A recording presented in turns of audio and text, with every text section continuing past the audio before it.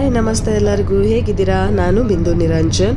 ಇವತ್ತು ನನ್ನ ಫ್ಯಾಮಿಲಿ ಪೂರ್ತಿ ನಾವು ದಾವಣಗೆರೆಗೆ ಹೋಗ್ತಾ ಇದ್ದೀವಿ. ಯಾಕೆ ಅಂದರೆ ನನ್ನ ಕಸಿನ್ ವಿನೂತ್ ಅವ್ರದ್ದು ಎಂಗೇಜ್ಮೆಂಟ್ ಇರೋ ಕಾರಣ ನಾವೆಲ್ಲರೂ ದಾವಣಗೆರೆಗೆ ಹೋಗ್ತಾ ಇದ್ದೀವಿ. ಹಾಯ್ ನಮಸ್ತೆ ಎಲ್ಲರಿಗೂ, ಹೇಗಿದ್ದೀರಾ? ನಾನು ಬಿಂದು ನಿರಂಜನ್. ಆ್ಯಕ್ಚುಲಿ ಹೋಗುವಾಗ ನಿಮಗೆ ವೆಲ್ಕಮ್ ಮಾಡಬೇಕಾಗಿತ್ತು, ಬಟ್ ಆಗಲಿಲ್ಲ. ಬಿಕಾಸ್ ಯಾಕೆ ಅಂತ ಅಂದರೆ ನನಗೆ ಒಂದು 3 to 4 ಡೇಸಿಂದ ಕಾಫ್ ಮತ್ತು ಕೋಲ್ಡ್ ಆಗಿಬಿಟ್ಟಿತ್ತು. ಸೊ ಹಾಗಾಗಿ ಸಿಕ್ಕಾಪಟ್ಟೆ ಸುಸ್ತಾಗಿದ್ದೆ. ಸೊ ಆ್ಯಕ್ಚುಲಿ ಫಂಕ್ಷನ್ ಅಟೆಂಡ್ ಮಾಡೋಕ್ಕಾಗುತ್ತೋ ಇಲ್ಲೋ ಅಂತ ಅಂದ್ಕೊಂಡಿದ್ವಿ. ಆಮೇಲೆ ಫೈನಲಿ ಇಲ್ಲ, ಮೀನ್ಸ್ ಬಿಡೋ ಆಗಿರಲಿಲ್ಲ, ತುಂಬ ನನ್ನ ಕಸಿನ್ದೆ ಅಲ್ವಾ.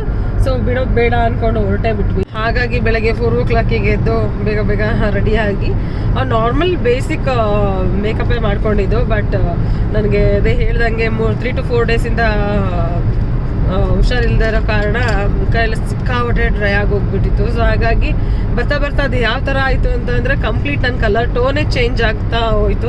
ಸಿಕ್ಕಾಪಟ್ಟೆ ಬ್ಲ್ಯಾಕ್ ಆಗೋಗ್ಬಿಟ್ಟಿತ್ತು, ಮುಖ ಎಲ್ಲ ಡೆಲ್ ಆಗಿ, ಫೇಸ್ ಎಲ್ಲ. ಸೊ ಹಾಗಾಗಿ ಏನು ಮಾಡಬೇಕು ಅಂತಲೇ ಗೊತ್ತಾಗ್ತಾ ಇರಲಿಲ್ಲ.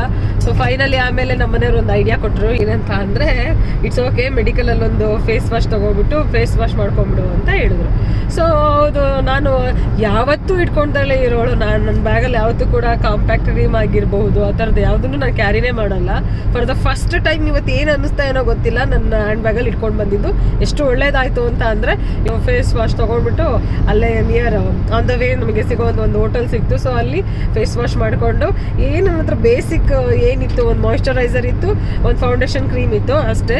ಸೊ ಬಿಂದಿ ಆಲ್ವೇಸ್ ನಾನು ಫಸ್ಟಲ್ಲಿ ಇಟ್ಟಿದ್ನಲ್ಲ ಅದೇ ಇತ್ತು. ಸೊ ಅದರಲ್ಲೇ ಹೆಂಗಿಂಗೋ ಮ್ಯಾನೇಜ್ ಮಾಡಿಕೊಂಡು ಕ್ವಿಕ್ಕಾಗಿ ರೆಡಿಯಾಗಿ ಆನ್ ದ ಟೈಮ್, ಅಂದರೆ ಮೀನ್ಸ್ ಕರೆಕ್ಟ್ ಟೈಮಿಗೆ ನಾವು ಹೋದ್ವಿ.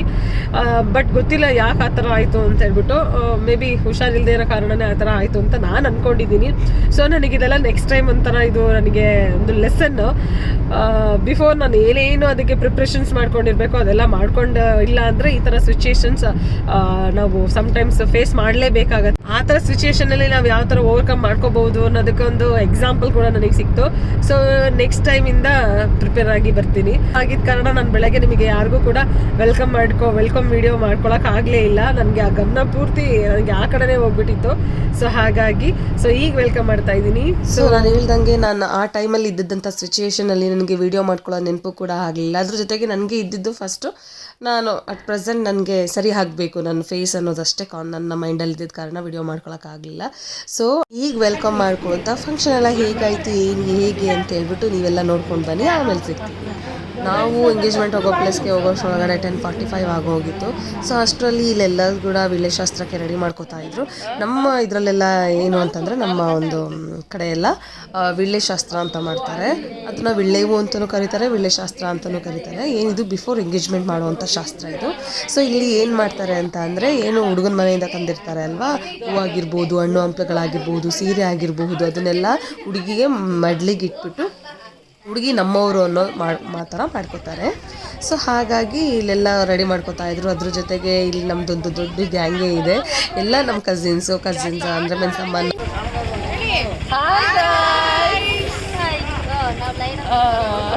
ಎಲ್ಲರೂ ಬರ್ತಾ ಇದ್ದೀವಲ್ವಾ. ಓಕೆ. ಸೊ ನಾವೆಲ್ಲ ಏನು ಅಂತ ಅಂದರೆ, ಅವರ ಕಸಿನ್ಸ್ ಏನಿದ್ದಾರಲ್ಲ ಅವ್ರ ವೈಫ್ ಎಲ್ಲಂದ್ರೂ ನಾವಿಲ್ಲಿ ಸೇರ್ಕೊಂಡಿದ್ದೀವಿ. ಸೊ ಅವ್ರ ಕಸಿನ್ಸ್ ಒಂದು ಕಡೆ ಆದರೆ, ಇದು ನಮ್ಮ ಗ್ರೂಪ್ ಇನ್ನೊಂದು ಕಡೆ. ಅವರೆಲ್ಲರೂ ಒಂದು ಹತ್ರ ಸಿಕ್ಕಿದ್ರೆ ಅವರೆಲ್ಲ ಗ್ರೂಪ್ ಚಾಟ್ ಮಾಡ್ತಾ ಇರ್ತಾರೆ.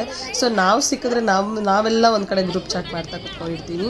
ಸೊ ಈ ಥರ ನಮ್ಮದೆಲ್ಲ ಏನೇನಿದೆ ಎಲ್ಲದನ್ನು ಒಂದು ಕಡೆಯಿಂದ ಮಾತಾಡ್ಕೊತ ಎಂಜಾಯ್ ಮಾಡ್ತಾ ಇದ್ವಿ ಅಂತಲೇ ಹೇಳ್ಬೋದು. ಸಿಗೋದೇ ಅಪರೂಪ ಅನ್ನೋಂಗೆ ಆಗಿರುತ್ತೆ ಅಲ್ವಾ. ಸೊ ಅವರೆಲ್ಲ ಏನು ಮಾಡ್ತಾರೆ, ಬಾಯ್ಸ್ಗಳೆಲ್ಲ ಸೇರಿಕೊಂಡು ಅವ್ರ ಸೈಡ್ ಹೋಗಿ ಎಂಜಾಯ್ ಮಾಡ್ತಾ ಇರ್ತಾರೆ. ಸೊ ಅವ್ರು ಫಂಕ್ಷನ್ ಅಟೆಂಡ್ ಮಾಡಬೇಕು ಅನ್ನೋ ಕಾನ್ಸೆಪ್ಟಲ್ಲಿ ಬಂದಿರಲ್ಲ. ಅವ್ರು ಬಂದಿರೋದು ಅವರವರ ಫ್ರೆಂಡ್ಸ್ ಅಂದರೆ ಕಸಿನ್ಸ್ ಜೊತೆ ಸೇರಿಕೊಂಡು ಚಿಟ್ ಚಾಟ್ ಮಾಡ್ತಿರ್ತಾರೆ.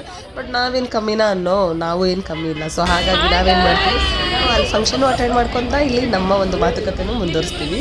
ಇವರು ಅಂಕಿತಾ, ಇವರು ಆಶಾ, ಇವರು ಕಾಂಚನ, ಇವರು ದಿವ್ಯಾ ಮತ್ತೆ ಮೀರಾ, ಇವರು ನೀತಾ, ಇವರು ಬಿಂದು. ನಿಮ್ಮೆಲ್ಲರಿಗೂ ಗೊತ್ತೇ ಇದೆ ನಾನು ಯಾರು ಅಂತ.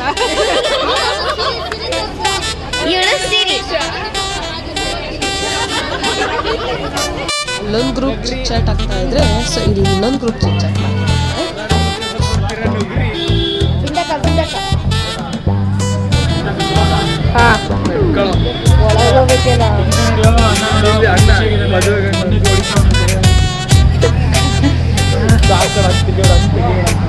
ಒಳಗೆ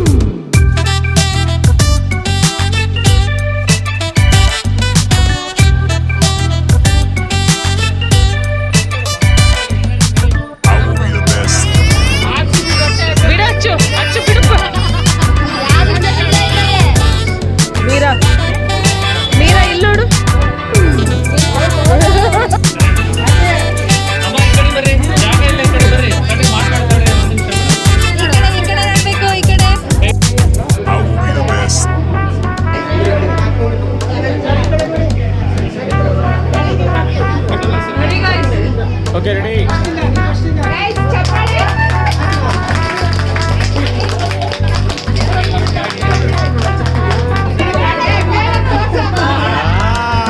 ಓಕೆ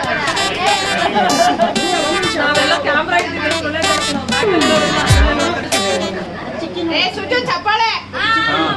ಓಕೆ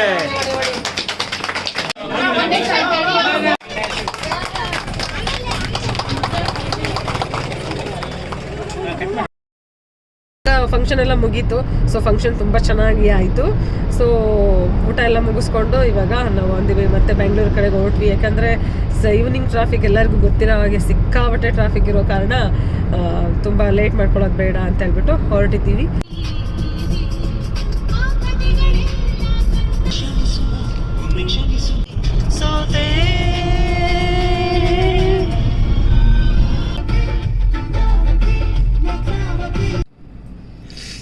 ಈಗ ಸ್ಫೂರ್ತಿ ಡಿಲೆಕ್ಸಿಗೆ ಬಂದಿದ್ದೀವಿ. ಸೊ ನಾವೇನವ್ರಿಗೆ ಡ್ರೈವಿಂಗ್ ಮಾಡ್ತಾ ಇದ್ರಲ್ವಾ, ಸೊ ಅವ್ರಿಗೆ ಸ್ವಲ್ಪ ನಿದ್ದೆ ಬಂದಂಗೆ ಆಯಿತು ಅಂತ ಹೇಳ್ಬಿಟ್ಟು ಇದ್ದೀವಿ. ಕಾಫಿ ಅಥವಾ ಏನಾದರೂ ಸ್ನ್ಯಾಕ್ಸ್ ಥರ ತಿನ್ಕೊಳ್ಳೋಣ ಅಂತ ಹೇಳ್ಬಿಟ್ಟು. ಸೊ ಬಟ್ ಅಚ್ಚು ಮಲಗಿದ್ದಾನೆ, ಅವನನ್ನು ಬಿಟ್ಟು ನಾನು ಕೂಡ ಇಳ್ದಾಗ ಹಾಗಿಲ್ಲ. ಸೊ ಹಾಗಾಗಿ ನೋಡಬೇಕು ಅವ್ರು ಏನು ತರ್ತಾರೋ ಗೊತ್ತಿಲ್ಲ, ತೊಗೊಂಡು ಬರೋಕ್ಕೆ ಅಂತ ಅವ್ರಿಗೆ ಕಳಿಸಿದ್ದೀವಿ. ಸೊ ನೋಡೋಣ. ಇಲ್ಲಿ ಆ್ಯಕ್ಚುಲಿ ಕಾಫಿ ತುಂಬ ಚೆನ್ನಾಗಿರುತ್ತೆ, ತುಂಬ ಚೆನ್ನಾಗಿರುತ್ತೆ ಕಾಫಿ. ಅದು ಬಿಟ್ಟರೆ ಅಲ್ಲಿ ಬೀಡ ಕೂಡ ಅಷ್ಟೇ. ಆಲ್ಮೋಸ್ಟ್ ನಾವು ಈ ರೂಟಿಗೆ ಬಂದರೆ ಇಲ್ಲಿ ಸ್ಫೂರ್ತಿ ಡಿಲೆಕ್ಸಿಗೆ ಬರ್ತೀವಿ. ಕಾಫಿ ಬಿಟ್ಟರೆ ದಹಿ ಪೂರಿ, ಬೇಲ್ಪುರಿ, ಪಾನಿಪುರಿ. ಏನು ಮಾಡೋದು, ಯಾಕೆ ತಗೊಳ್ಳೋದು, ಯಾಕೆ ತಗೊಳ್ಳೋಣ, ಇಷ್ಟ ತಿನ್ನೋರು ನೀವು. ಬಟ್ ಅಚ್ಚು ಮಲ್ಕೊಂಡಿದ್ದಾನಲ್ಲ, ಏನು ಮಾಡೋದು. ಸರಿ, ಕಾಫಿನ ಸದ್ಯ ಕಾಫಿ ಹೇಳಿ, ಮುಂದೆ ಎಲ್ಲಾದರೂ ಸ್ನ್ಯಾಕ್ಸಿಗೆ ಒಂದು ನಿಲ್ಲಿಸ್ಕೊಳ್ಳೋಣ. ಓಕೆನಾ? ನನಗೆ ಕಾಫಿ ತರ್ತೀನಿ ಅಂತ ಹೇಳ್ಬಿಟ್ಟು ಅವ್ರಿಗೇನೋ ಲೋನಾವಾಲದ ಹತ್ರ ಹೋಗಿದ್ದಾರೆ ಏನೋ ತೊಗೊಳ್ಳೋಕ್ಕೆ ಅಂತ ಹೇಳ್ಬಿಟ್ಟು. ಗೊತ್ತಿಲ್ಲ ಏನು ತೊಗೊಂಬರ್ತಾರೆ ಅಂತ ಹೇಳ್ಬಿಟ್ಟು. ಏನಾದರೂ ಅವ್ರು ತೊಗೊಂಬರ್ತಾರೆ ಅವ್ರಿಗೆ ಬೇಕಾಗಿರೋದು. ಅವ್ರು ಐ ಥಿಂಕ್ ಸೊ ನಾನು ಏನು ತೊಗೋತಾರೆ ಅಂತ ನಾನು ಗೆಸ್ ಮಾಡಬಲ್ಲೆ. ಏನಂತ ಅಂದರೆ ಐ ಥಿಂಕ್ ಚಿಕ್ಕಿ ತೊಗೊಂಬರ್ಬೋದು, ಯಾಕೆಂದರೆ ಅವ್ರ ಫೇವ್ರೇಟ್ ಅದು. ಸೊ ಅದನ್ನು ತರ್ಬೋದು, ನೋಡೋಣ.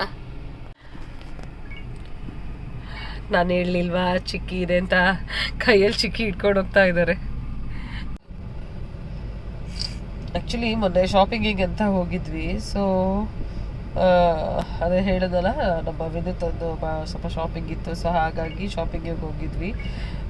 ಡಸ್ಟಿಗೆ ಸ್ವಲ್ಪ ನನಗೆ ಕೋಲ್ಡು ಮತ್ತು ಕಾಫ್ ಆಗಿದ್ದು ಅಂತ ಅಂದ್ಕೊಂಡಿದ್ದೀನಿ. ಇಲ್ಲಿ ಕಾಫಿ ಬರ್ತಾ ಇದೆ ಇವಾಗ. Coffee ready. ಕಾಫಿ ಚೆನ್ನಾಗಿದೆ, ಸ್ಟ್ರಾಂಗ್ ಆಗಿ.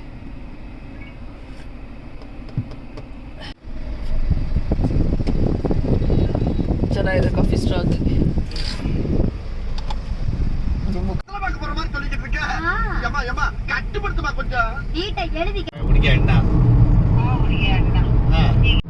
ಗೈಸ್, ನಾನು ಹೇಳಲಿಲ್ವಾ ಏನು ತೊಗೊಂಬರ್ತಾರೆ ಅಂತೇಳಿ. ಕರೆಕ್ಟಾಗಿ ನಾನು ಹೇಳಿದ್ದಂಗೆ ಚಿಕ್ಕಿನೇ ತೊಗೊಂಡು ಬಂದಿದ್ದಾರೆ ನೋಡಿ. ನನಗೆ ಗೊತ್ತಿತ್ತು ಅವ್ರು ಯಾವ ಅಂಗಡಿಗೆ ಹೋದ್ರು ಅವ್ರು ತರೋದೇ ಚಿಕ್ಕಿ, ಅದು ಬಿಟ್ಟು ಬೇರೆ ತಗೊಳ್ಳೋದೇ ಇಲ್ಲ. ಸೊ ಹಾಗಾಗಿ ಕಾನ್ಫಿಡೆನ್ಸಲ್ಲಿ ಚಿಕ್ಕಿ ಅಂತ ಹೇಳಿದೆ. ಟ್ರಾಫಿಕ್ ಆಗಿಬಿಟ್ಟಿದೆ, ಯಾಕೆ ಅಂತ ಗೊತ್ತಿಲ್ಲ, ನೋಡಬೇಕು ಯಾಕೆ ಏನು ಅಂತ. ಓ, ಆಕ್ಸಿಡೆಂಟ್ ಆಗಿ. ಓ, ಹುಷಾರು. ಎಲ್ಲಿಗೆ ಹೋಗೋದದು? ವಾಯುವ್ಯ ಕರ್ನಾಟಕ ಸಾರಿಗೆ. ಅಲ್ಲ, ಇದಿರ್ಲಿಲ್ಲ ಯಾವ ಕಡೆ ರೂಟ್ ಅಂತ. ನೀ ಇನ್ಸಿಡೆಂಟ್ ನೋಡಿ ನಿಮಗೆ ಬೆಳಗ್ಗೆ ನೆನಪಾಗ್ಲಿಲ್ವಾ? ಹೌದು. ಬೆಳಗ್ಗೆ ಒಬ್ಬ ಎಲ್ಬೋ ಡ್ರೈವರು, ಅವನು ಕೂಡ ಹಂಗೆ ಮಾಡ್ತಾ ಇದ್ದ. ಸಡನ್ನಾಗೆ ವಿತೌಟ್ ಇಂಡಿಕೇಶನ್ ಈಗಲೇ ಸಡನ್ನಾಗೆ ಲೆಫ್ಟ್ ತೊಗೊಂಡ್ಬಿಡ್ತಾ ಇದ್ದ ಕಾರ್ನ. ಸೊ ಒಂದೆರಡು ಸರಿ ನಮ್ಮ ಹತ್ರಕ್ಕೆ ಬಂದು ಎಲ್ಲಿ ನಂಗೆ ಟಚ್ ಮಾಡ್ದ ಅನ್ನೋಷ್ಟು ಭಯ ಹುಟ್ಟಿಸಿ ಆಮೇಲೆ ನಿಲ್ಲಿಸಿ ಅವನಿಗೆ ಹೇಳಿ ಹೋದ್ವಿ ಮುಂದಕ್ಕೆ. ಸೊ ಆಕ್ಸಿಡೆಂಟ್ ನೋಡಿ ಬೆಳಗ್ಗೆ ನೆನಪಾಯ್ತು ನನಗೆ ಇನ್ಸಿಡೆಂಟು.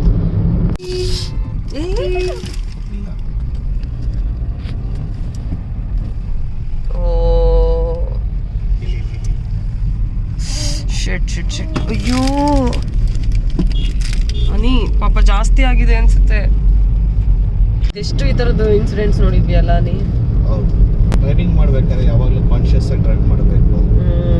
ಆಮೇಲೆ ಜಿದ್ದಿಗೆ ಬೀಳಬಾರ್ದು, ಈಗ ಹೋಗಿ ಇದಕ್ಕೆ ಬೀಳಬಾರ್ದು. ಆಕ್ಸಿಡೆಂಟ್ ಎಲ್ಲ ಒಂದು second within a second fraction of ಸೆಕೆಂಡಲ್ಲಿ ಆಗ್ತವೆ. ಬಟ್ ಅದನ್ನ ನಾವು ಸ್ವಲ್ಪ ಕಾನ್ಷಿಯಸ್ ಆಗಿ ನೋಡ್ಕೊಂಡು ಮಾಡಿದ್ರೆ, ಸ್ವಲ್ಪ ನಾವು ಪೇಷನ್ಸ್ ಇಂದ ಇದ್ರೆ ಆದಷ್ಟು ಅವಾಯ್ಡ್ ಮಾಡ್ಬೋದು ಸಿಚುವೇಶನ್. ಇವತ್ತು ಹೆಚ್ಚು ಕಮ್ಮಿ ಒಂದು 4 ನೋಡಿದಂಗೆ ಆಯ್ತು ಅಲ್ವಾ ನಾವು. 140 ಕಿಲೋಮೀಟರ್ ಸ್ಪೀಡಲ್ಲಿ ಹೋದವರು ಮತ್ತೆ 80 ಕಿಲೋಮೀಟರ್ ಸ್ಪೀಡಲ್ಲಿ ಹೋದವರು ಜಾಸ್ತಿ ಡಿಫ್ರೆನ್ಸ್ ಇಲ್ಲ. ಹಾರ್ಡ್ಲಿ 20 to 30 ಮಿನಿಟ್ಸ್ ಡಿಫ್ರೆನ್ಸ್ ಇರುತ್ತೆ ಅಷ್ಟೇ. ಅದಕ್ಕೆ ತಕ್ಕಂಗೆ ನಾವು ಇದಕ್ಕೋಸ್ಕರ ನಾವು ಸುಮ್ಮನೆ ಇದನ್ನ ಮಾಡಿದ್ರೆ ಲೈಫ್ ಹೋದ್ರೆ ಕಷ್ಟ. ಸಿಲ್ಪಗುಂಡನ ಹಳ್ಳಿ ಅದು ರೋಡಿಗೆ ಇದೆ ಮನೆ ಅವ್ರದ್ದು. ಬಾ ಬಟ್ ಹುಷಾರಾಗಿ ಹೋಗ್ಬೇಕಪ್ಪ ರೋಡಲ್ಲಿ. ಏನು ಟ್ರಾಫಿಕ್ ಅಲ್ಲಿ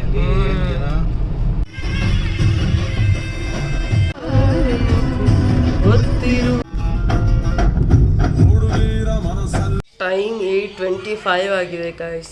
ದಾವಣಗೆರೆ ಬಿಟ್ಟಾಗ 6:30 ಸಾರಿ 3:30 6:30 ಅಲ್ಲ 3:30. ಸೊ ಇವಾಗ ಟೈಮ್ ಆಗಿರೋದು 8:25. ಇವಾಗ ಬಂದಿದ್ದೀವಿ ಮನೆಗೆ. ಅಪ್ಪ ಸಿಕ್ಕಾಬಿಟ್ರೆ ಟ್ರಾಫಿಕ್. ನೆಲಮಂಗ್ಲಿಂದ ಇಲ್ಲಿಗೆ ಬರೋಕೆ ನೆಲಮಂಗ್ಲಿಂದ ಇಲ್ಲಿ ಬರೋ 45 ಮಿನಿಟ್ಸ್. ಸೊ ಈ ಥರ ಇತ್ತು ನಮ್ಮ ಒಂದು ಈ ಸಂಡೇ. ನಾನು ನೆಕ್ಸ್ಟು ವ್ಲಾಗಲ್ಲಿ ಸಿಗ್ತೀನಿ. ಸೊ ಅಲ್ಲಿವರೆಗೆಲ್ಲ ಈ ವಿಡಿಯೋ ಇಷ್ಟ ಆಯಿತು ಅವರೆಲ್ಲ ಲೈಕ್ ಮಾಡಿ, ಶೇರ್ ಮಾಡಿ, ಸಬ್ಸ್ಕ್ರೈಬ್ ಮಾಡ್ಕೊಳ್ಳಿ.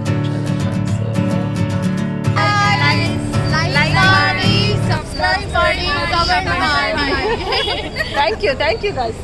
Thank you. ಎಲ್ಲ ಫಾಲೋ ಮಾಡಿ ಬಿಂದು ಚಾನೆಲ್.